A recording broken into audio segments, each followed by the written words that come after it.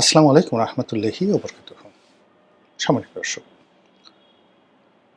প্রধানমন্ত্রী তারেক রহমান সাহেবের ভারত সফর স্থগিত হয়েছে, সাসপেন্ড। কেন হয়েছে, কী কারণে হয়েছে, সরকারের পক্ষ থেকে ইন ডিটেলস বলা হয়নি। বিভিন্ন পত্রপত্রিকা, যারা রাজনৈতিক বিশ্লেষক রয়েছেন, ইউটিউবে যারা কন্টেন্ট তৈরি করেছেন, তারা নিজ নিজ ধারণা অনুযায়ী নানা রকম ন্যারেটিভ তৈরি করেছেন। কিন্তু ইন ডিটেলস আসলে আমি যতটুকু শুনেছি, আমার আসলে কারো বক্তব্য ইন ডিটেলস মনে হয়নি। এমনকি সরকারে যারা কর্তা ব্যক্তি রয়েছেন, যারা এই ভারতের বিষয়টি দেখছেন, আমার কাছে মনে হচ্ছে যে এই যারা এই বিষয়গুলো হ্যান্ডেল করছেন, দে আর নট দ্য প্র্যাগম্যাটিক। দ্বিতীয়ত, এই যে পররাষ্ট্র বিষয়গুলো, যেমন শামা ওবায়দ আছেন, মাহাদি আমিন আছেন, খলিলুর রহমান আছেন, মানে তারা কেউই ভারতের গুড বুকে নেই। দ্বিতীয়ত, এখানে অজিত দোভালের সঙ্গে সাম্প্রতিক সময়ে প্রধানমন্ত্রীর মিলিটারি সেক্রেটারি রূপে এক ভদ্রলোকে পাঠানো হয়েছে। সেই ভদ্রলোক হয়তো প্রধানমন্ত্রীর খুব ঘনিষ্ঠজন, তাকে বিশ্বাস করেন। কিন্তু মিলিটারি ডিপ্লোম্যাসি, তারপর সিভিল ডিপ্লোম্যাসি, ইন্টারন্যাশনাল ডিপ্লোম্যাসি, কোনো একটা বিষয়ে তার যে সফলতা, বিশেষ করে অজিত দোভালের মতো দুনিয়া কাঁপানো একজন কূটনীতিবিদ, একজন মিলিটারি স্পেশালিস্ট, একজন মানে যাকে বলা হয় এ যুগের practical James bond. James bond বলতে আমরা যা বুঝি, সে যদি সেলুলয়েডের পর্দা থেকে বের হয়ে এসে ভারতের মতো একটা বিশাল রাষ্ট্রে ঠিক সেই জেমস বন্ডের মতো বিভিন্ন কাণ্ড ঘটান, সেই কাণ্ডের হোতা হলেন এখন অজিত দোভাল।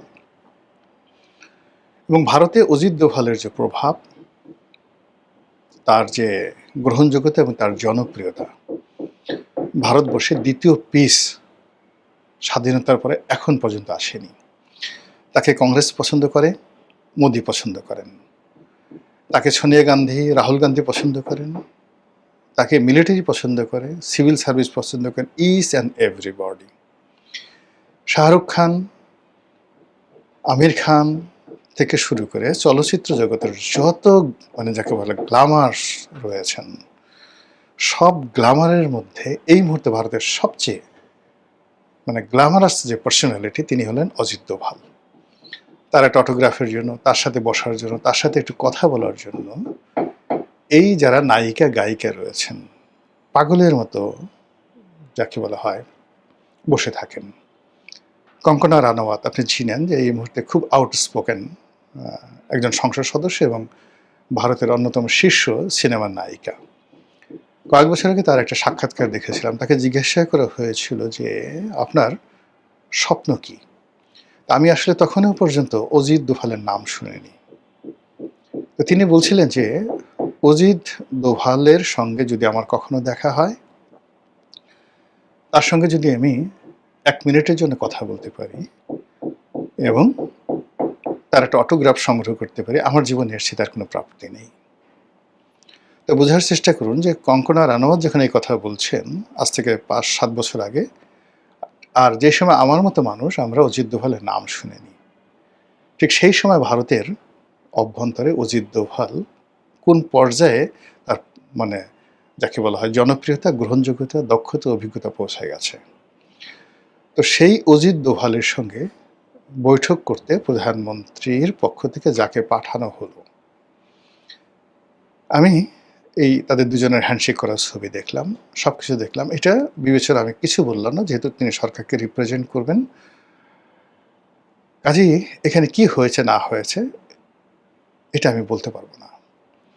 এর আগে সেখানে গেলেন জনাব খলিলুর রহমান। খলিলুর রহমান বেশ কয়েক দফা তিনি ফেল করেছেন।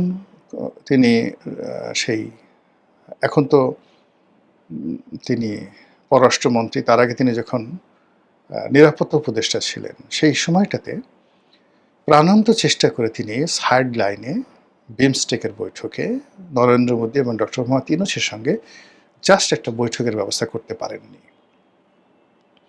আবার যখন জয়শঙ্কর বাংলাদেশে এলেন, সেই বেগম জিয়ার যেটাকে বলা হয় ফিউনারাল যে অনুষ্ঠান, জানাজার অনুষ্ঠান, সেখানে অংশগ্রহণের জন্য।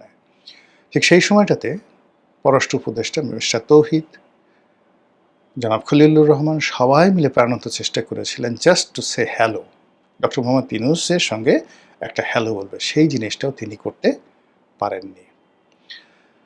কাজেই ভারতের সাথে সম্পর্ক উন্নয়নের জন্য, সম্পর্ক তৈরি করার জন্য এখন যে খেলোয়াড় যারা আছেন, they are not appropriate, they are not at all appropriate.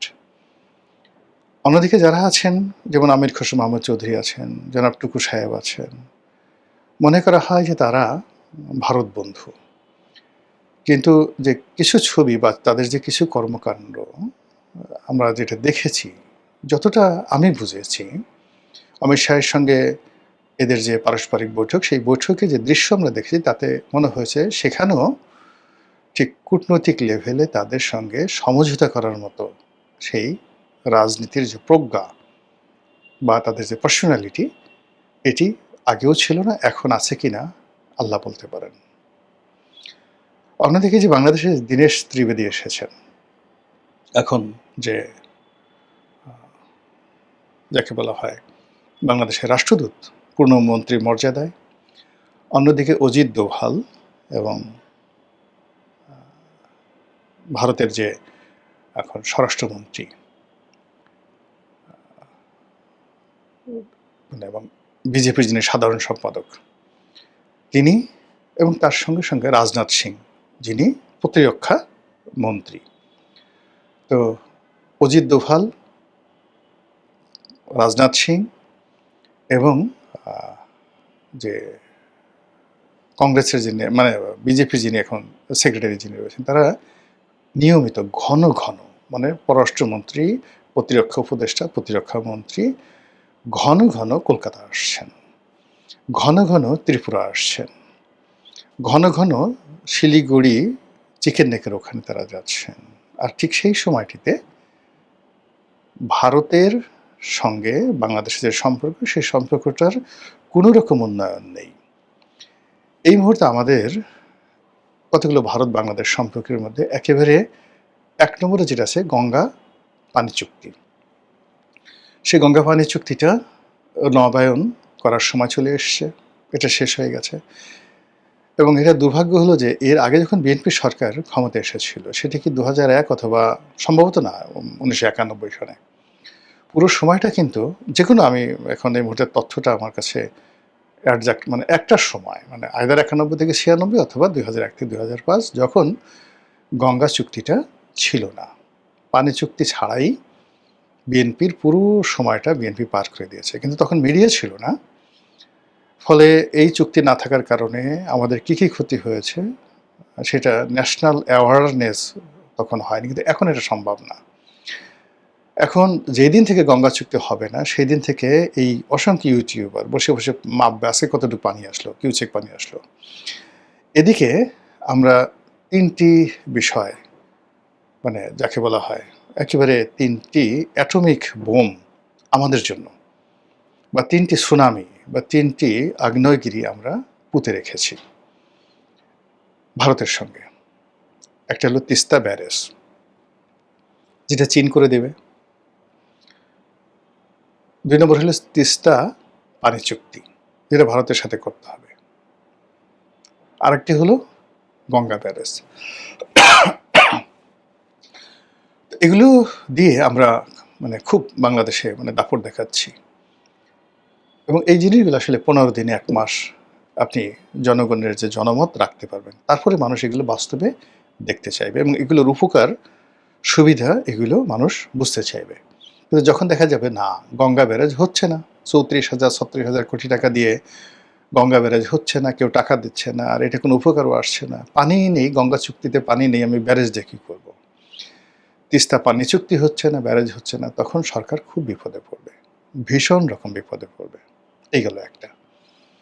অন্যদিকে ভারতের সঙ্গে বাংলাদেশের সম্পর্কটা দাকুমড়া করার জন্য চীন যে চালগুলো দিয়ে রেখেছে, 1 নম্বর চাল হলো একটা করিডর, বাংলাদেশ থেকে একেবারে কুনমিং পর্যন্ত যে রাস্তা যাবে, রোড অ্যান্ড বেল্ট ইনিশিয়েটিভ, নয়া সিল্ক রুট, এটা যাকে বলে মানে এটা আগে যেমন কলকাতা দিয়ে হওয়ার কথা ছিল, এটা কলকাতায় বাদ দিয়ে এখন বাংলাদেশ, মায়ানমার, চীন যেটা করবে। এটা ভারতের সঙ্গে আমাদের একটা অ্যাটমিক বোম তৈরি হয়ে আছে। উত্তরবঙ্গে লালমনিরহাটে যে একটা সামরিক বিমান ঘাঁটি চীনের যাকে বলে অর্থায়নে তৈরি হবে, এটা একটা ঝামেলা হয়ে আছে। উত্তরবঙ্গে 1000 বেডের বেশ কয়েকটি চীনা যাকে বলা হয় হাসপাতাল তৈরি হবে, এগুলো নিয়ে সমস্যা আছে। এগুলো হলো প্র্যাকটিক্যাল, একদম দৃশ্যমান। আর এর বাইরে 2001 থেকে 2006 সন পর্যন্ত সেই 10 ট্র্যাক মামলা, ভারতের বিচ্ছিন্নতাবাদীদেরকে চীনা মদত এবং বাংলাদেশের ভূমি ব্যবহার করে, এই বিষয়গুলো সরকারের সঙ্গে আসলে ভারত সমঝোতা করতে চাচ্ছে। আমরা সবাই জানি যে তারেক রহমান সাহেবের ক্ষমতা আরোহণ, তার দেশে আসা, এর পেছনে ভারতের একটা নিদারুণ আশীর্বাদ ছিল। তো সেই আশীর্বাদটা এই গত 4-5 মাসে সরকার কাজে লাগাতে পেরেছে, দৃশ্যমান কোনো রিলেশন তৈরি হয়েছে, এটার ন্যূনতম কোনো ভিত্তি নেই, কোনো রকম ভিত্তি নেই।